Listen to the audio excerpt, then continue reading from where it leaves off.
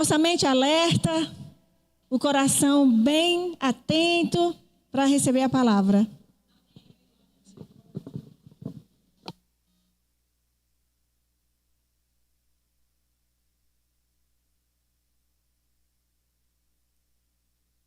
Vocês estão vendo aí o clima de EBF, né, irmãos?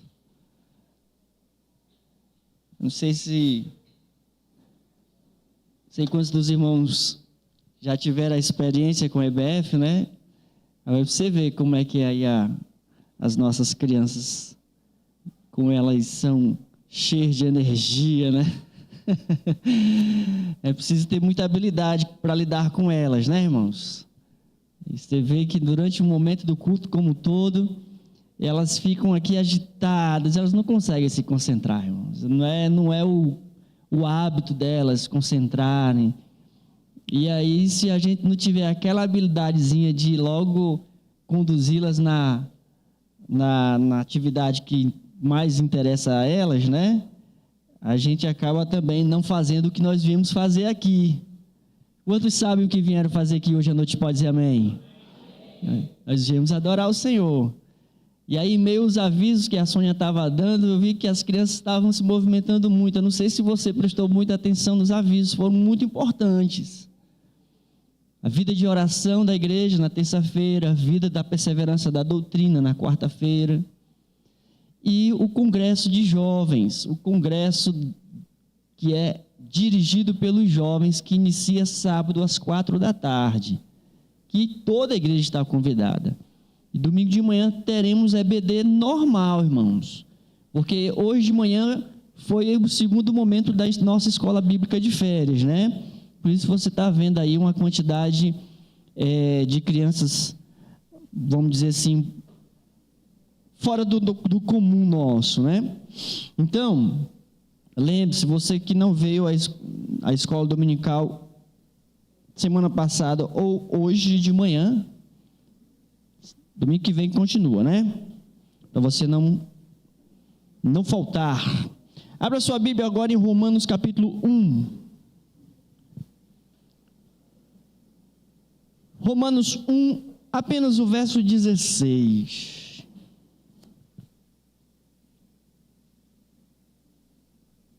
Esse é um dos versículos, eu diria, como é que eu posso dizer? Mais profundos, né? Para o meio protestante. Romanos 1,16. Quem encontrou, diga amém. Eu quero convidar você para ler junto comigo. E aí, se a sua versão não é a atualizada, né? Versão corrigida e atualizada, você pode ler aqui, mas aí deixe sua Bíblia aberta. Não é porque eu chamo você para ler comigo aqui que você fecha a Bíblia, não. Deixe sua Bíblia aberta. Eu quero que você leia comigo, por favor, no 3, né? 1, 2, 3. Pois não me envergonho do Evangelho, porque é o poder de Deus para a salvação de todo aquele que crê, primeiro do judeu e também do grego. Amém? Feche seus olhos, vamos orar. Senhor nosso Deus, Pai de infinita graça e misericórdia, nós te louvamos, nós te bendizemos, nós te adoramos. Tu és digno de louvor, Tu és digno, ó Deus, de ser louvado, de ser adorado. Só o Senhor é Deus, não há outro além de Ti. E como nós cantamos em meio aos louvores, Tu és sublime e admirável, Senhor. Mas também, ó Pai, neste momento aqui na Tua casa, queremos ouvir a voz do Senhor, queremos que o Senhor nos edifique, queremos ser tratados pelo Teu Espírito Santo, queremos o mover do Teu Espírito, o refrigério da Tua palavra aos nossos corações nessa noite. Eu te peço isto, ó Pai, em nome do Senhor Jesus. Se você concorda comigo, diga amém. Muito bem, muito bem, muito bem, muito bem. Irmãos, muitas vezes a gente se depara com alguns questionamentos na vida, do tipo: principalmente do tipo, você é salvo de quê? Né? As pessoas perguntam, você é salvo? Sou. E aí você recebe aquela pergunta, você foi salvo de quê? Tanto que tem uma frase que eu sempre cito aqui do pastor Paul Walsh, que o direcionamento em que ele coloca a pergunta dele é quando a pessoa diz que teve um encontro com Jesus, que é salvo em Jesus, mas que a vida dele não mudou nada, que ele continua uma vida igual como antes de aceitar a Cristo como seu Senhor e Salvador. A vida não mudou nada, e aí a pergunta que o pastor Paul Walsh faz é, você foi salvo de quê? Né? Se não houve nenhuma mudança, se não houve nenhuma transformação. E tem muita gente que às vezes não sabe dizer do que foi salvo. E quando sabe, diz, eu fui salvo dos meus pecados. Eu fui salvo do inferno. Eu fui salvo, sei lá, de alguma coisa desse tipo, né? Mais ou menos no metade do século I, tinha um filósofo que ele era escravo, segundo as informações que eu colhi, ele era escravo e era filho de escravo, e no entanto foi filósofo. E ele deixou muita coisa escrita, não pela mão dele, mas pelos seus companheiros que escreviam em nome dele. É um tal de Epiteto. E ele disse uma coisa mais ou menos assim, neste mundo sem esperança, os homens buscam paz, não a proclamada pelo César, a não ser por Deus. Ele queria dizer que as pessoas em busca de paz, em busca de salvação, em busca de esperança, mas não aqui o governo. César representava o governo de Roma na época, não o que o governo poderia oferecer, mas aquela que vinha da parte de Deus. Só dizendo que esse filósofo não era cristão, certo? Um filósofo grego, e ele diz essas palavras no pensamento dele sobre ética. E alguém chegou a afirmar também, dizendo que dificilmente haverá uma época dentro da história da humanidade em que os homens vão buscar salvação de uma forma universal. Ou seja, a humanidade se juntando, pensando em salvação, embora seja o anseio dos nossos corações. Todos nós desejamos salvação. Só que em meio aos nossos pecados, o nosso egoísmo, dificilmente a gente se junta de forma unânime e universalmente falando, e a gente vai acabar buscando salvação, essa salvação. Eu até concordo com essa afirmação. Porém, é exatamente sobre essa salvação que é um anseio do coração do homem, ou da humanidade, sobre este poder, né? A salvação é um poder. Essa é exatamente a resposta que a fé cristã oferece. A fé que eu e você professamos, a experiência que eu e você tivemos, que exatamente é o anseio que está nos corações de todos os homens. Por isso Paulo, quando Paulo escreve aqui em Romanos 1, verso 16, pois não me envergonho do evangelho, porque é o poder de Deus para a salvação de todo aquele que crê. Esse anseio que está nos nossos corações, que é um anseio por salvação, é o evangelho, que é o poder de Deus para a nossa salvação. E é sobre exatamente a salvação que eu quero falar nessa noite, para nós entendermos este poder de Deus para nos salvar, e em que aspecto essa salvação se dá nas nossas vidas, como que essa salvação ela está descrita, detalhada na Bíblia, e que eu e você experimentamos, e o que isso implicou nas nossas vidas, no nosso dia a dia, e muitas vezes a gente nem sequer está apercebido disso, e como eu disse no início, a gente acaba dizendo que nós fomos salvos apenas dos nossos pecados, ou fomos salvos apenas para não irmos mais para o inferno. Portanto, o primeiro aspecto da salvação que eu quero colocar aqui para nós, deixa eu ver quantos que eu relacionei aqui, 1, 2, 3, 4, 5, 6, 7, perfeito. Deixa eu falar aqui sobre esses aspectos. O primeiro que eu quero falar o primeiro aspecto sobre salvação é salvação da enfermidade física. A Sônia falou quando apresentou ali a nossa irmã Juvênia, né? É isso? Quase que eu dava um branco na minha mente aqui. Mas Deus operando na vida do esposo dela, na cura. Tem vários irmãos aqui que tiveram experiências de cura. Cada um de nós, de repente, tem um testemunho de cura. Em algum momento das nossas vidas, a salvação, ela se manifestou em forma de cura física, uma enfermidade física. Deixa eu pedir para mim de colocar Evangelho de Mateus, capítulo 9, versículos 21 e 22.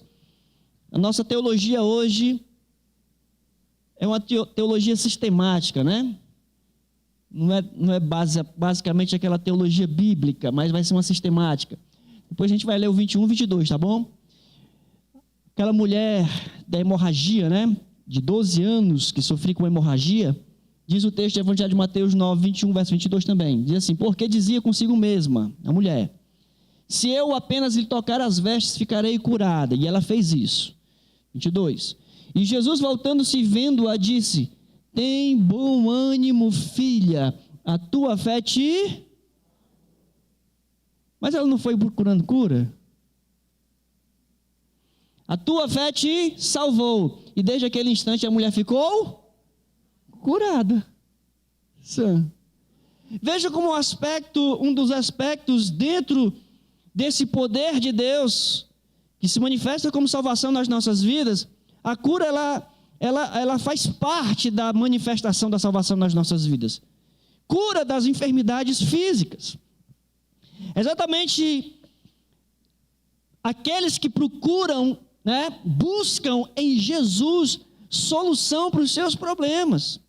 Tem sim muitas pessoas que têm buscado Jesus por causa dos seus problemas, e quando eu falo problemas, por causa das suas enfermidades. As pessoas estão com as suas enfermidades e elas querem solução, elas querem cura, elas buscam a cura. E não tem nenhum problema em buscar a cura, e é exatamente estas pessoas que estão buscando Jesus como aquele que pode curá-las, como solução para os seus problemas. É exatamente a manifestação do reino de Deus, a manifestação do poder de Deus como salvação. Veja bem, coloca para nós também Lucas 8, 35 e 36. Lucas 8, verso 35 e 36. Jesus chega lá na cidade de Gadara e um endemoniado vem até ele. Você conhece a história, que ele foi liberto, né, de uma legião de demônios. E aí as pessoas da cidade foram lá ver o que tinha acontecido, porque a legião de demônios foi para dentro de uma manada de porcos, e os porcos se precipitaram lá no penhasco, morreram, o prejuízo foi grande. Os donos dos porcos correram, foram chamar outras pessoas e voltaram. Quando essas pessoas voltaram, olha só o que diz o texto. Então saiu o povo para ver o que se passara, e foram ter com Jesus. De fato, acharam o homem de quem saíram os demônios, vestido e em perfeito juízo. Deixa aí, o homem estava endemoniado, nu, no meio dos cemitérios, corria, se cortava, apedrejava as pessoas, né? Era um homem completamente descontrolado. Diz o texto que as pessoas, os seus próprios familiares, tentavam acorrentar esse endemoniado, mas nem mesmo com cadeias podiam contê-lo, e ele estava o tempo todo causando alvoroço na comunidade. E aí, de repente, com esse encontro com Jesus, em que ele foi liberto dos seus demônios, uma legião de demônios, os moradores foram ter com Jesus para ver o que tinha acontecido e encontraram o quê? Acharam o homem de quem saíram os demônios vestido, em perfeito juízo, não era mais um lunático, não era mais um maluco, não era mais uma pessoa que estava nu no meio da rua, assentado aos pés de Jesus, vestido em perfeito juízo, assentado aos pés de Jesus, e ficaram dominados de terror. Como é que pode? Aquele homem está ali, não era aquele que era, né? E agora está desse jeito. Ficaram assustados. Bota o próximo versículo. E algumas pessoas que tinham presenciado os fatos contaram-lhe também como fora salvo. E algumas pessoas que tinham presenciado os fatos, quais foram os fatos? Um homem liberto dos seus demônios, que se fosse trazido para os nossos dias alguém que estava realmente com problemas psicóticos, né? Talvez alguém considerado aí, esqueci o nome que se dá, né? Esquizofrênico, né? Na linguagem popular, alguém que estava doido na rua. Mas, enfim, estava curado, sem medicamento algum, com perfeito juízo, a mente perfeita, com a mente perfeita, sã. E aí, contaram-lhe também como fora salvo o endemoniado. Mais uma vez aparece aqui a palavra salvo, salvação. A salvação se manifestou na vida daquele homem, sobre a sua enfermidade, que era uma enfermidade causada por demônios, que atuava na sua vida, no seu corpo físico, físico e mental. E aí, ele foi curado, ou seja, ele foi salvo. É nesse aspecto que a palavra salvo aqui aparece como traduzido também por curado. Tem algumas traduções que aparecem aí como curado. Jesus disse para aquela mulher: a tua fé te salvou, dando o sinônimo da sua cura. Aqui as pessoas dizem fora salvo como sinônimo de foi curado. Aquele homem foi curado do seu mal. Ou seja, a salvação aqui tem exatamente o propósito de resgatar o homem no seu corpo e alma.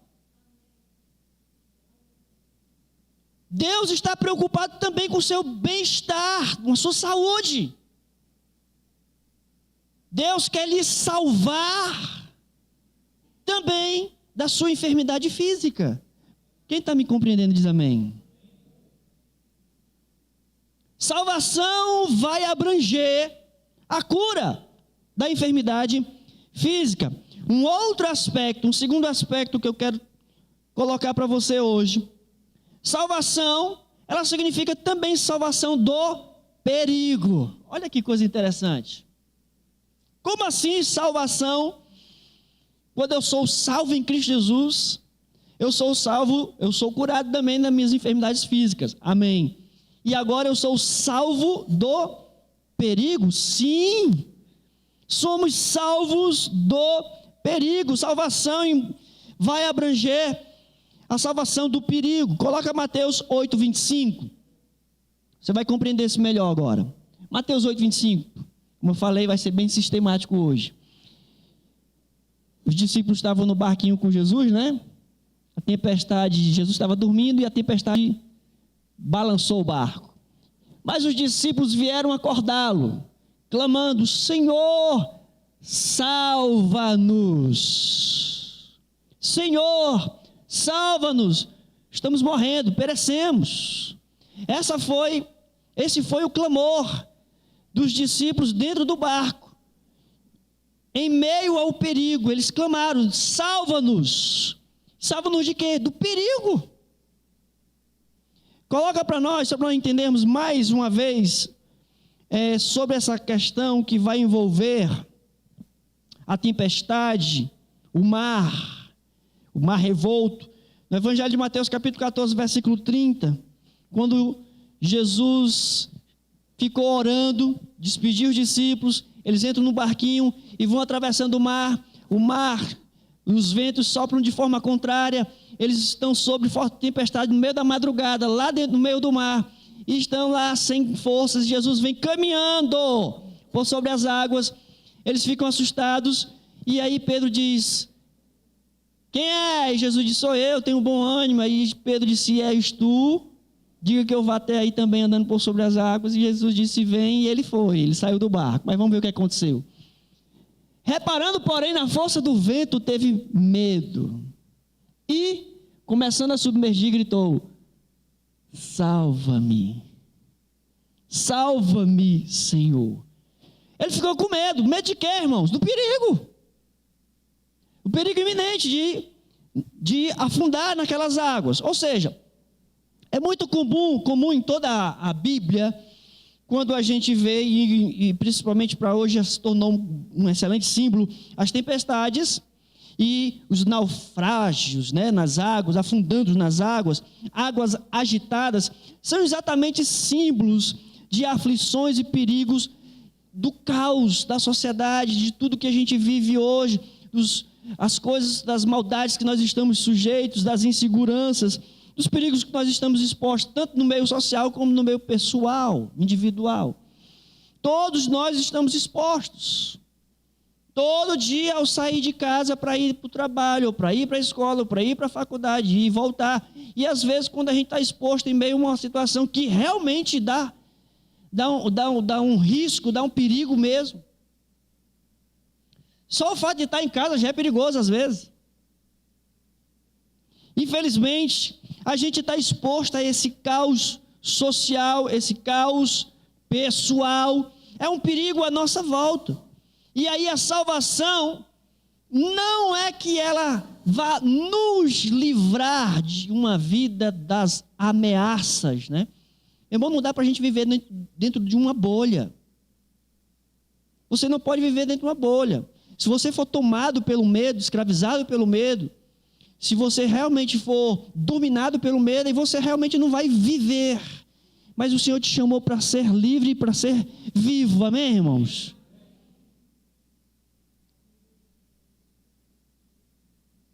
Se a gente tiver medo de pegar um ônibus porque vai ter medo de um assalto, aí tem medo de pegar um Uber porque tem medo de ser assaltado, tem medo de ir ao centro porque tem medo de ser assaltado, tem medo de sair na rua porque tem medo de uma bala perdida. O tempo todo a pessoa está vivendo com medo. Se a gente ficar com medo de viver, a gente de fato não vai viver. Estamos expostos aos perigos. E não é que a salvação dá a mim e a você uma vida livre de ameaças. Não nos dá. Salvação não é sinônimo de isenção das ameaças do perigo. Mas o que ela nos concede é exatamente uma segurança daquilo que pode acontecer, o que acontecer. E Jesus está no meu barquinho. Meu irmão, pode acontecer o que acontecer. Jesus segura na minha mão. Os ventos podem soprar forte como soprar. O risco pode ser grande como for. Não estou falando de tentar o Senhor nosso Deus, tá, irmãos? Se liga aí, pelo amor de Deus. Não vou me expor, não vou entrar no meio do fogo cruzado, porque Deus me protege do perigo. Não, eu não vou me botar em situação de risco, também não. Eu estou falando exatamente de que a salvação, ela é uma salvação também do perigo, do caos. E que embora aconteça o que acontecer, embora a sociedade esteja violenta como estiver, embora as coisas estejam difíceis, fomos salvos, e nessa segurança a nossa alma descansa. Nesta salvação, a igreja primitiva estava sob constante perigo, irmãos.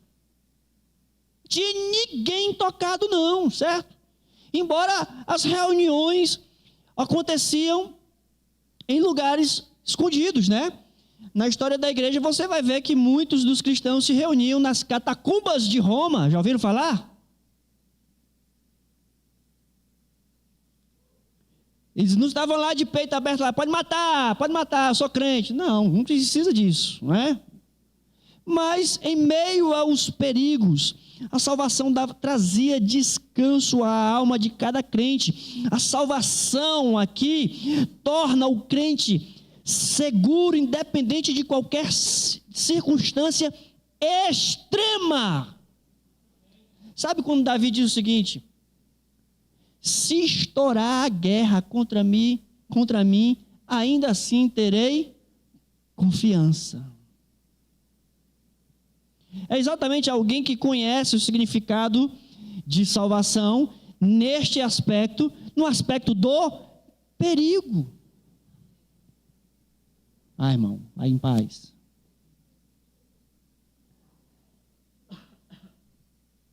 Eu prefiro jogar logo a atenção para ele, que é de uma vez só, sabe, irmãos? Aí vocês prestam atenção em mim, e não nele. Entendeu aí a psicologia?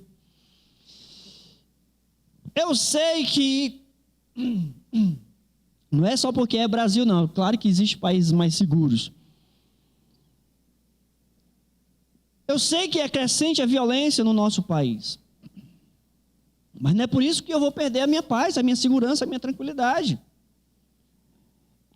A salvação tem exatamente esse significado, abrange também esse significado da cura da minha enfermidade, mas também da cura da salvação do perigo. Eu confio no meu Deus.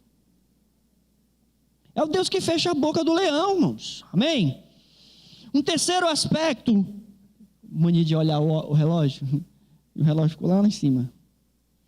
Um terceiro aspecto da salvação é exatamente, eu gosto muito desse aspecto porque ele é uma coisa bem visível, é algo que realmente vai nos distinguir das demais pessoas, do não salvo, né? Obviamente.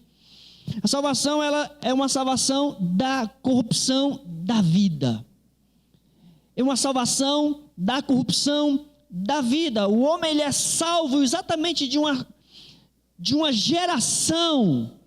Nós estamos no meio de uma geração corrupta e perversa. É o que Pedro diz em Atos 2, verso 40. Logo depois de receber poder do alto, no batismo com o Espírito, Pedro sai discursando, pregando, e muitas pessoas se convertem, né? E Pedro termina o seu discurso dizendo isso aqui: com muitas outras palavras deu testemunho e exortava-os, dizendo: salvai-vos desta geração perversa. Uma outra palavra que pode ser traduzida nesse finalzinho de perversa seria também pervertida, mas também corrupta. E quando eu olho para essa expressão perversa, pervertida ou corrupta, é exatamente a ideia de algo que está em decomposição. Nós vivemos no meio de uma sociedade, no meio de uma geração em decomposição, ou seja, está apodrecendo, irmãos. É uma geração apodrecida e em processo de decomposição. Também tem a ideia de adulteração da característica original. Sabe uma coisa que começou a se deteriorar e vai perdendo as suas características originais? Eu sempre lembro de coisas relacionadas a carro, né? Mas enfim, talvez você não vai entender, mas me veio à memória. Tem um componente do motor do carro, onde ele está acoplado ao motor do carro, né? E ele processa muitas coisas ali, ele sofre um grande aquecimento. E para resfriar ali aquela peça sobre um grande aquecimento, existe um outro processo de movimentação de líquido, né? A gente chama água, mas não é água, né? É um outro líquido que vai resfriando. Mas esse mesmo líquido, Ele tem a função de preservar essa peça que é em metal, para ela não se corroer. Porque se ela for, aqui, como diz, corrompida, a água vai passar para um outro ambiente que ela não deveria, ou seja, se misturar com o óleo, e o motor vai perder as suas características originais, não vai prestar. É exatamente a ideia, eu sei que eu falei aqui como se fosse para mecânico, né? Como se meu público fosse um monte de mecânico agora, né? Mas enfim, é exatamente o tipo de coisa na sociedade que está o tempo todo corrompendo as pessoas, destruindo as suas características originais. E quando eu falo características originais, é a nossa imagem e semelhança de Deus. É uma sociedade pervertida, perversa, corrupta, que o que ela só faz é nos destruir, de tal forma que a gente cada vez mais fica distante das nossas características originais. E a salvação, ela tem esse grande aspecto de nos salvar da corrupção da vida, de uma vida corrompida, de uma sociedade corrompida, de uma sociedade perversa, de uma vida perversa, de uma vida pervertida, de uma sociedade pervertida. Esse é um grande aspecto da salvação. Nós somos salvos de uma vida em decomposição. Lembra quando Paulo diz que ele nos deu vida, estando nós mortos em nossos pecados e delitos? A salvação é exatamente uma geração de vida, é exatamente uma regeneração de vida em nós, causado exatamente por uma sociedade que está sob essa mesma decomposição, essa mesma putrefação, um verdadeiro cemitério de cadáveres mortos. Cadáveres e mortos, né, irmão? Não pode ser um cadáver decomposto. Pronto. Não ser redundante. E é exatamente uma sociedade que vem com uma forte investida em corromper, em adulterar as nossas características originais em Deus. E o homem que tem esta salvação, ou o homem que foi salvo em Cristo Jesus, possui exatamente um tipo de antídoto, antisséptico, um tipo de antibiótico, um tipo de remédio de proteção contra a corrupção, contra a perversão, contra a perversidade. O homem que tem esta salvação, ele está protegido da infecção deste mundo mau, deste mundo perverso. Jesus ora ao Pai, diz: Pai, não te peço que os tire do mundo, mas que os livre do mal. É exatamente que a salvação faz conosco, ela nos livra desta corrupção, desta maldade, desta adulteração das características originais que nós temos em Cristo Jesus, restauradas. Anote aí um quarto significado da salvação, e essa é bem mais, eu diria, bem mais óbvia, a salvação da perdição. E aí a palavra perdição é exatamente no sentido de estarmos perdidos. No Evangelho de Mateus 18:11 diz que Jesus veio buscar e salvar o que se havia perdido. E essas mesmas palavras se repetem em Lucas 19:10. É exatamente o que Jesus veio fazer. Ele veio buscar e salvar o perdido, aquele que está sob perdição.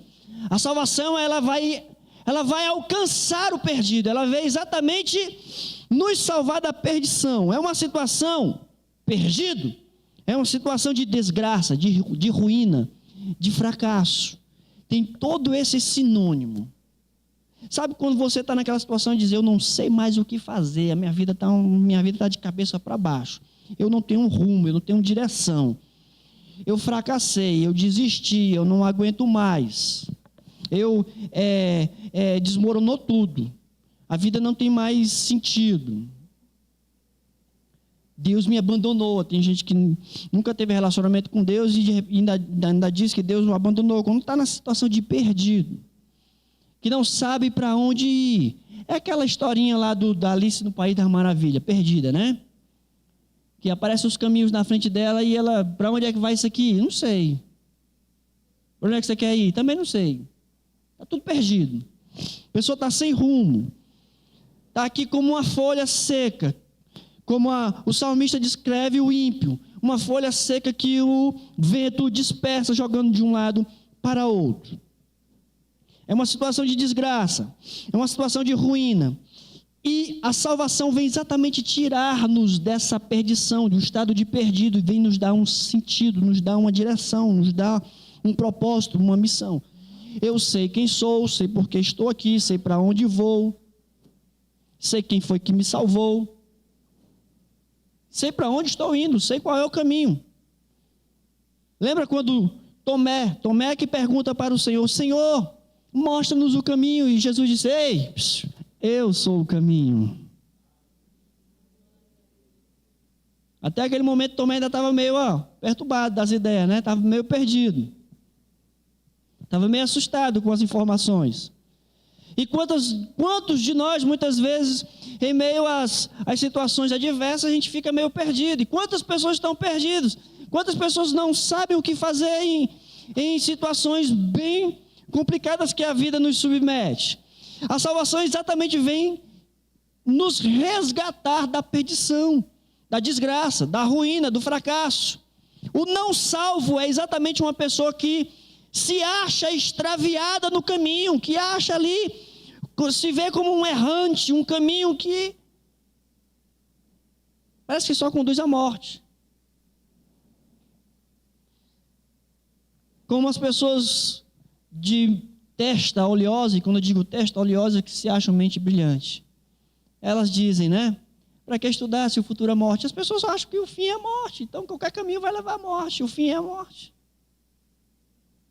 São pessoas perdidas, desgraçadas, em ruínas, em fracassos.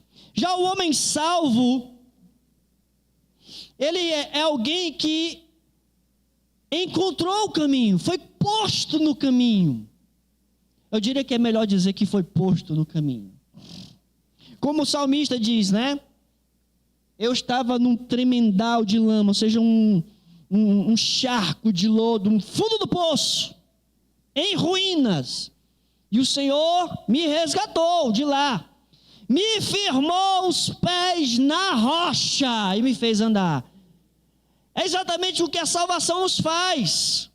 Ela nos tira ali de uma perdição e nos coloca no caminho, nos dá uma direção. Eu sei o que eu estou fazendo aqui na terra.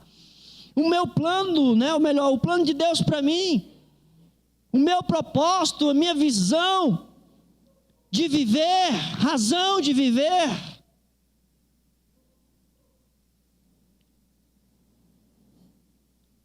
É exatamente alguém que experimentou a salvação.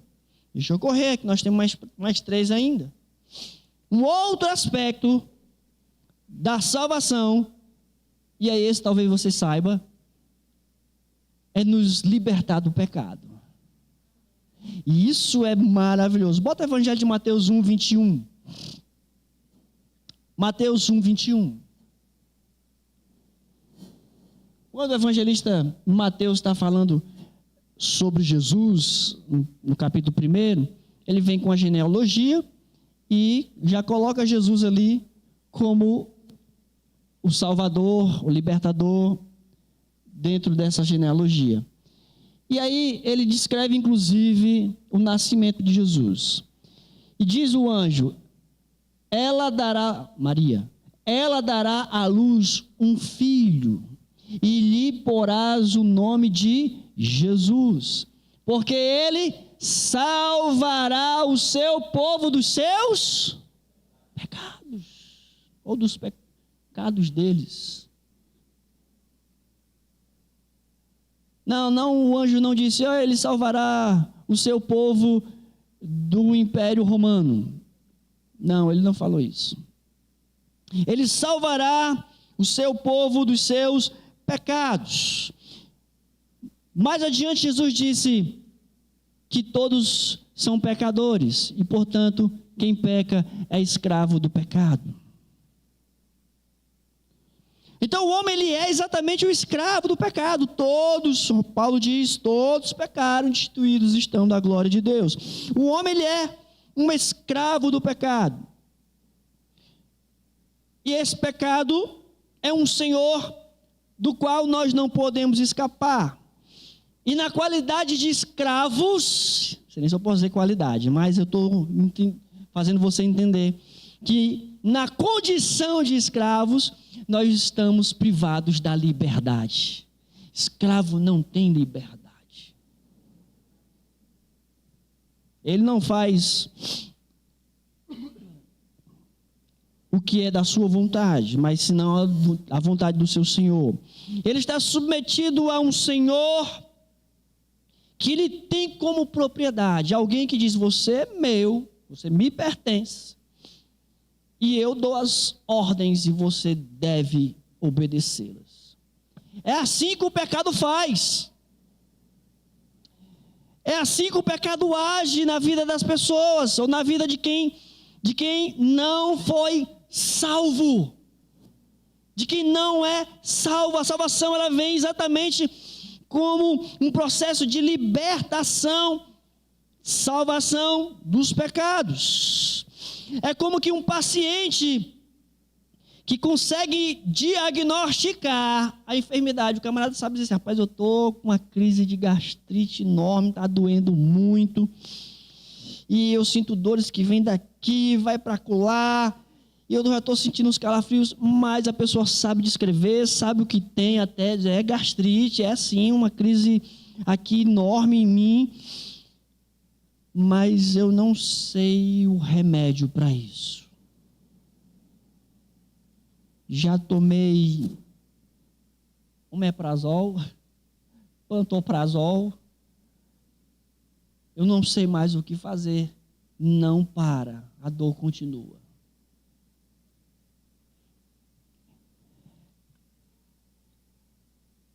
Todo mundo sabe que é pecador. Pode até não admitir. Todo mundo consegue diagnosticar os seus pecados.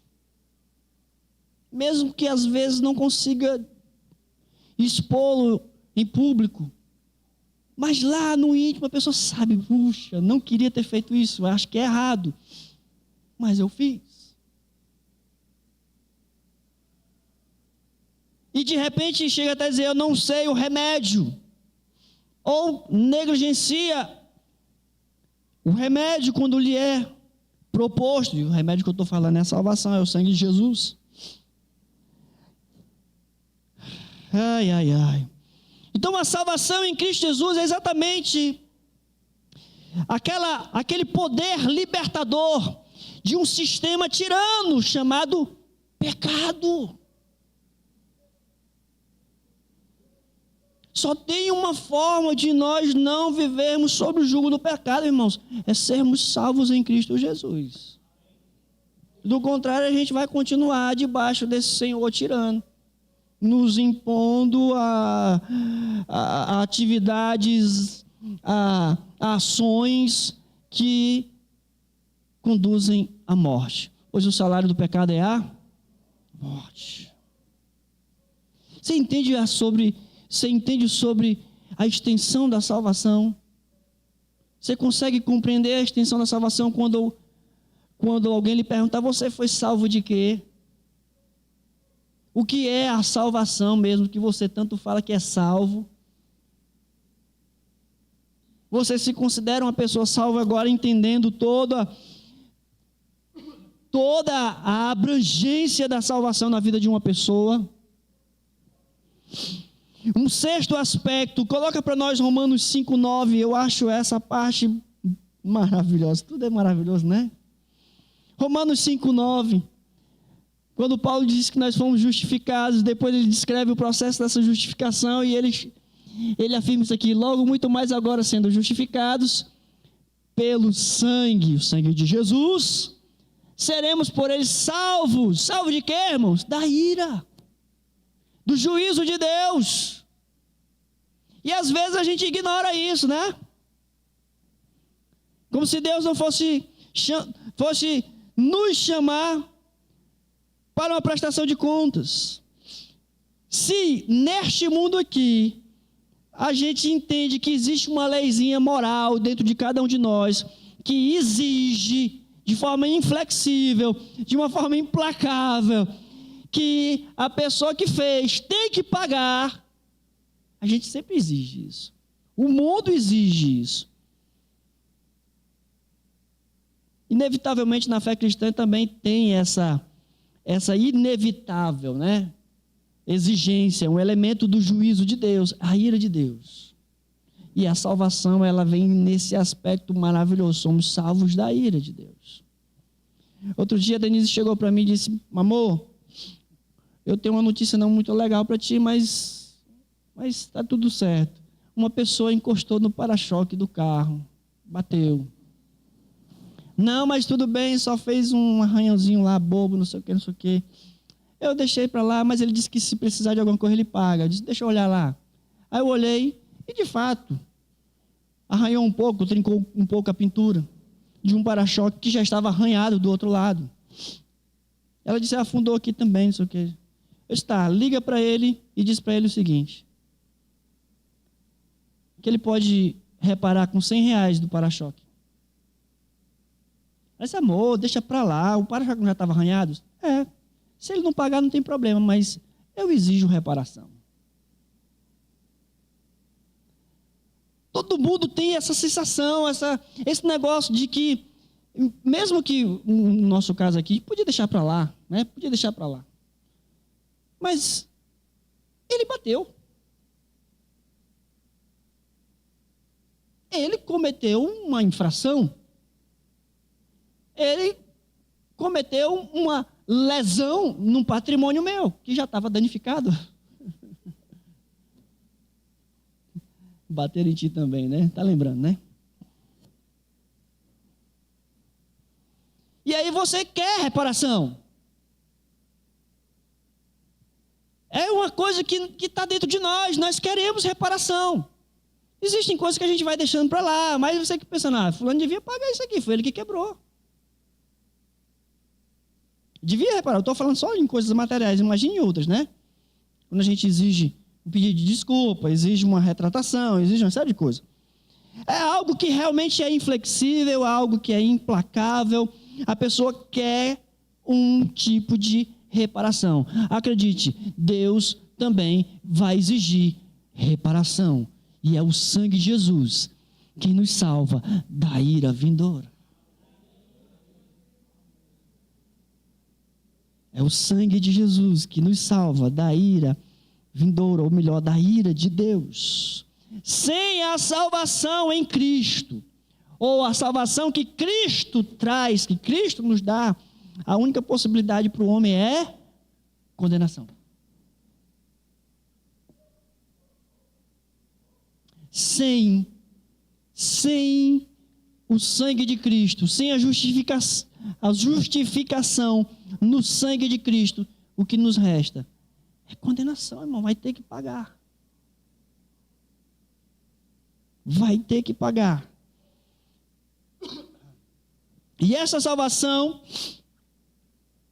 da ira de Deus é algo tão maravilhoso que é uma transição da ira para a graça.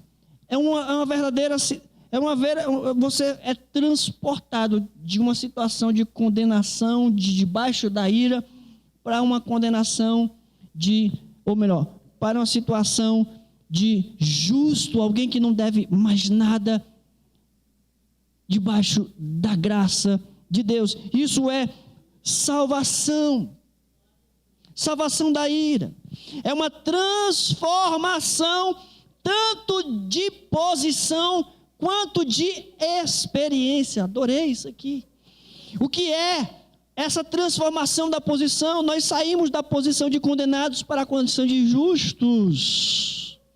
Nós saímos de uma situação, de uma experiência de inimizade com Deus, para uma posição de reconciliados, filhos e filhas de Deus. Olha o tamanho desse poder da salvação.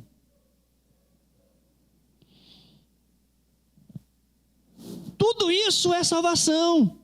Nós somos salvos das nossas enfermidades físicas, somos salvos do perigo, somos salvos da corrupção da vida, somos salvos da perdição, somos salvos dos pecados, somos salvos da ira de Deus. E por fim nós somos salvos escatologicamente. Como assim, pastor?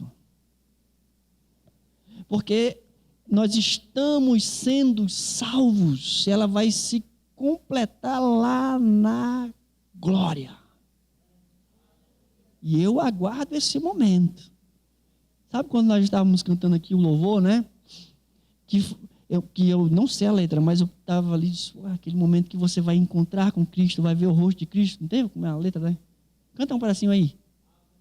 Ah, como eu espero o dia de ver a face, né, do meu amado Salvador Jesus Cristo.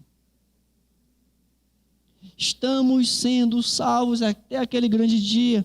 Coloca para nós aqui, para a gente ir encerrando aqui esses dois textos, Romanos 13, 11. Romanos 13, 11. Eu anseio por esse dia.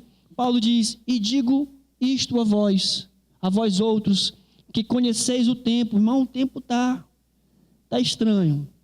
Já é hora de vos despertardes do sono, porque a nossa salvação está agora mais perto do que quando no princípio cremos. Paulo está se referindo àquele dia, salvação naquele dia. Está mais perto do que no dia em que nós cremos. Coloca também para a gente, 1 Pedro 1, 5. 1 Pedro 1, 5.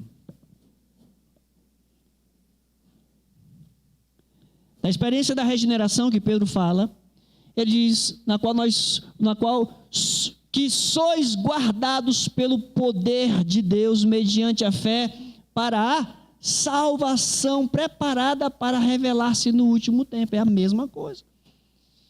Essa salvação ela vai se revelar, irmãos, escatologicamente. Lá na frente. Eu já sou salvo e ainda não. Calma, não estou perdido, né? Curado das minhas enfermidades. Liberto do perigo, da corrupção da vida, da perdição, do pecado, da ira de Deus. E aguardando o céu. Isso é salvação, irmãos. Isso é salvação. Você entende o tamanho? Olha, irmãos, eu não tenho a mínima pretensão de ter esgotado o assunto salvação. Dá ainda para a gente pesquisar muito mais sobre o que a Bíblia fala sobre salvação. Mas entende o preço que o sangue de Jesus lá na cruz, o benefício do sangue derramado naquela cruz sobre a minha vida e sobre a sua vida. O benefício do sacrifício de Jesus, em que nós dizemos, eu sou salvo pelo sangue de Jesus. Você entende o tamanho da salvação? Você consegue compreender a abrangência da salvação que Cristo conquistou lá na cruz para mim e para você, o tanto que somos salvos, o quanto somos salvos, e às vezes a gente limita essa salvação. Eu não quero mais pecar, eu quero, Deus me liberta dos pecados. Amém, glória a Deus. Eu preciso da minha cura, amém, amém, amém. Que Deus possa te curar, e Ele tem poder para isso, a salvação é para isso. Senhor, me livra dos perigos da vida. Eu morro de medo de um assaltante. Eu também.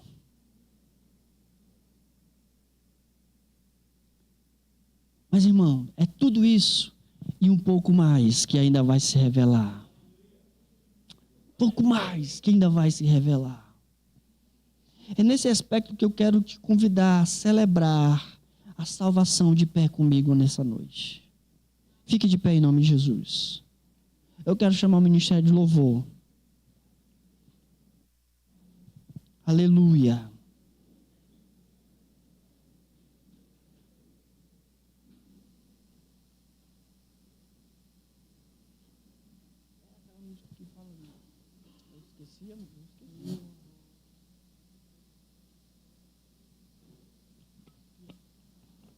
Pode ser.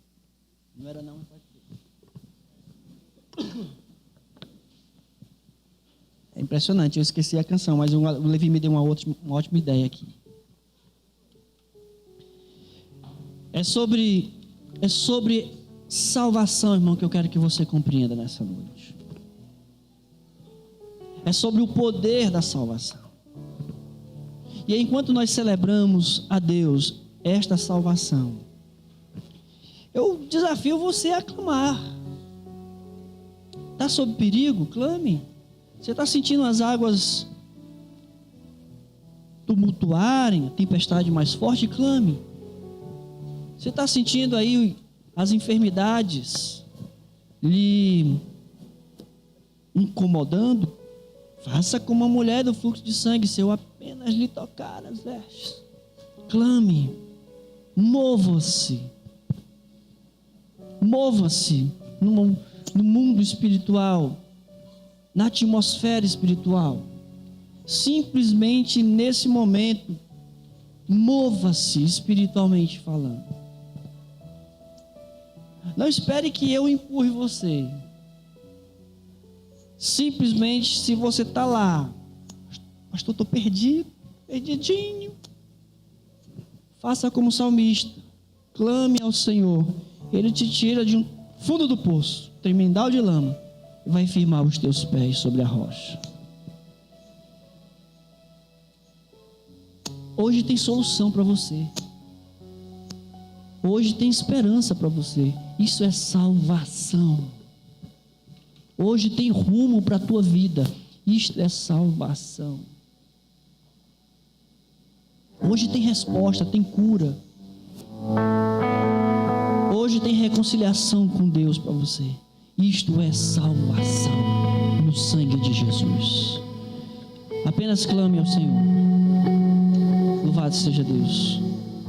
Nós vamos cantar. Estou com vocês aqui.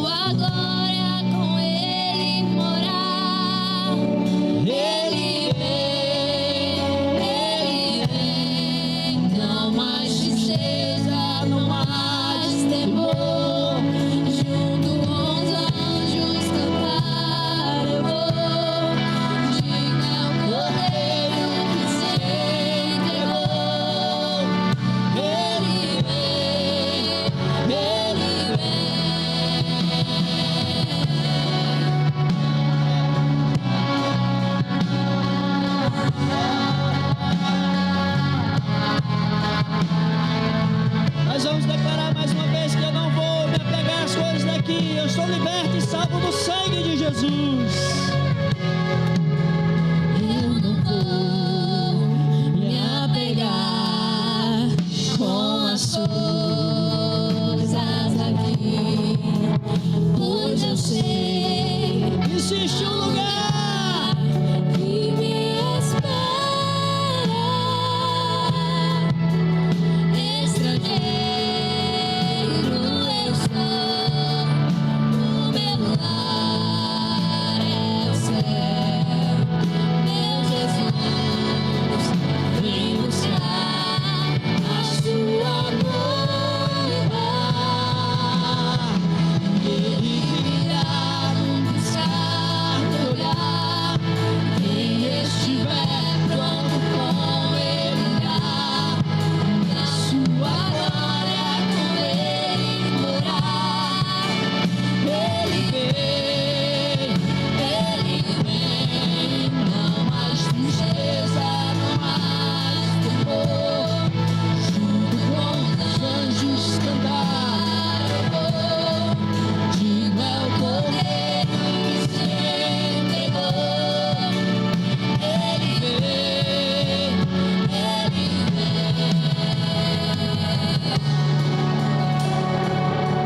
nosso Deus, digno tu és de receber todo louvor.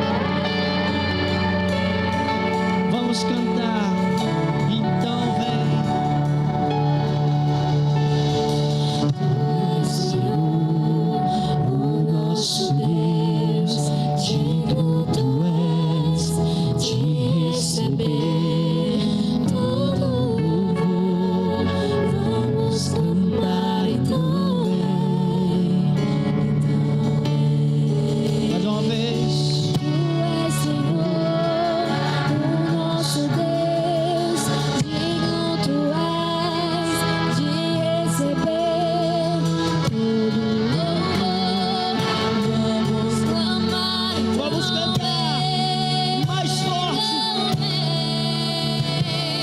Tu és Senhor, o nosso Deus, digno tu és de receber todo louvor. Vamos cantar então vem. Diga mais uma vez. Senhor, o nosso Deus, digno tu és de receber. Vamos cantar então vem.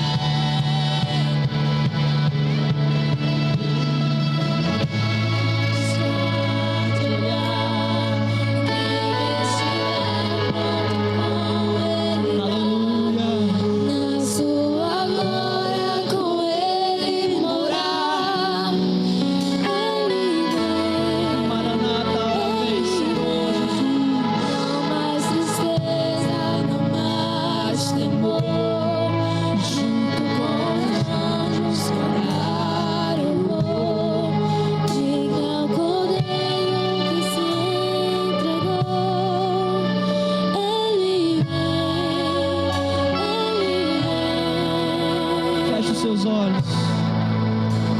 Feche os seus olhos e adore ao Cordeiro nessa noite. Ele está aqui nesse lugar trazendo salvação, cura, libertação, regeneração. Todo o poder de Deus. Nós não nos envergonhamos do Evangelho, pois ele é o poder de Deus para a salvação daqueles que creem. Pai, nós cremos nessa noite na Tua Palavra. Nós cremos nessa noite no poder da Tua Palavra, no poder do Evangelho, no poder da salvação de Deus, no poder da Tua salvação sobre as nossas vidas.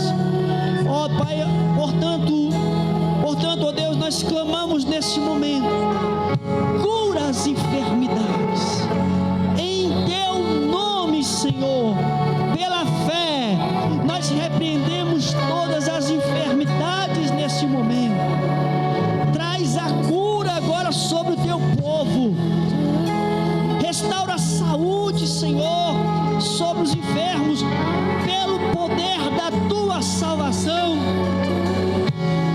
Igualmente, estende a tua salvação, Senhor, aos perdidos, aqueles que estão em ruínas, aqueles que estão, ó Deus, em desgraça, aqueles que estão, ó Deus, em fracassos, em derrotas. Sim, ó Deus, estende a tua mão, estende a tua salvação e conduz ao caminho santo do Senhor. Restaura o propósito do coração, restaura a razão de viver. Arranca, Senhor Deus, os temores dos perigos, arranca os medos, as aflições deste mundo caótico. Sim, Senhor, arranca toda a ansiedade, toda a depressão, toda a tristeza, todo o medo, todo o pânico. Arranca pelo poder da tua salvação. Deus, despedaça neste momento todas as cadeias espirituais do pecado. Despedaça, Senhor, todas as correntes, todas as cadeias, todas as prisões, todos os grilhões. Sim, ó Deus, o jugo opressor do pecado desfaz agora pelo poder da tua salvação. Sim, ó Deus libertador, salva-nos, ó Deus, da perversão, da corrupção desta sociedade, deste corpo em decomposição. Regenera, sopra vida e vida com abundância, vida e vida nova, em nome de Jesus, pelo poder do sangue de Jesus. Lava-nos, ó Deus, com lavar regenerador da tua palavra nesta noite. É o que nós clamamos. Oh Deus, e assim, Senhor, completa a tua boa obra, nos guiando à Nova Jerusalém, nos guiando aos céus, ao destino nosso, ao porto seguro nosso. Conduz-nos, Senhor, ao céu de glória, aonde o Senhor completará a tua salvação sobre as nossas vidas. Conduz cada um de nós, cada um seja conduzido, ó Deus amado, àquele grande dia, ante a tua presença, onde nós não seremos confundidos, onde nós não seremos, ó Deus, envergonhados, onde o Senhor enxugará dos nossos olhos toda lágrima, onde não haverá mais tristeza, dor, morte, onde o Senhor completará a tua grande e boa obra nas nossas vidas. É disso, ó Deus, que nós clamamos nessa noite, a tua salvação, a tua salvação sobre as nossas vidas. Que o Senhor nos conduza nesta salvação até aquele grande dia. É em nome de Jesus que nós oramos. Se você é salvo, dê um grande brado de vitória e de glória e aplauda o nome do Senhor Jesus.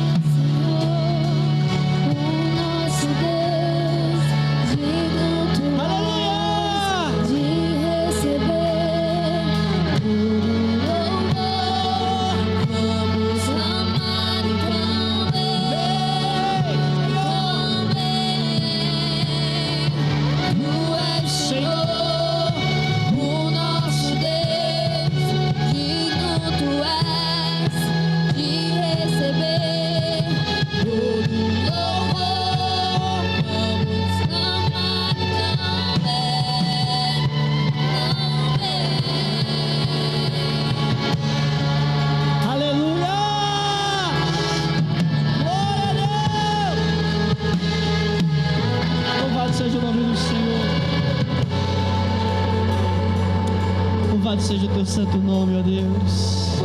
Obrigado por tua salvação. Você é salvo, diga amém. Essa salvação se manifesta na sua vida, irmão. Em nome de Jesus. Você não é mais uma pessoa perdida. Entenda. Você tem direção. Você não é mais uma pessoa doente, não. Você foi curado. Você foi curado. Mesmo em meio aos perigos, mas você é salvo. Calma. Salvo. Tenha paz. Sinta paz. Espero que você guarde isso no seu coração para sempre. Ele te levará e te levará a um céu de glória. Erga a sua mão, receba a bênção. Que a graça do Senhor Jesus Cristo, o amor de Deus, o nosso Pai, a comunhão e a consolação do Espírito Santo repouse sobre a tua vida e seja com todo o povo de Deus espalhado pela face da terra, até que Ele venha. Você que recebe, diga amém.